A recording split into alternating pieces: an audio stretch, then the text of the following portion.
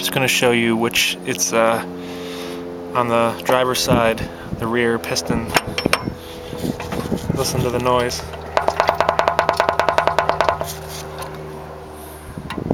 If I hold it, no noise. If I let go,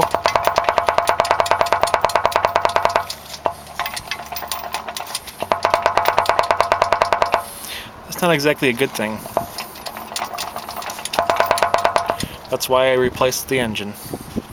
Anyway, just thought it was kind of fun. I wanted to see which one it was.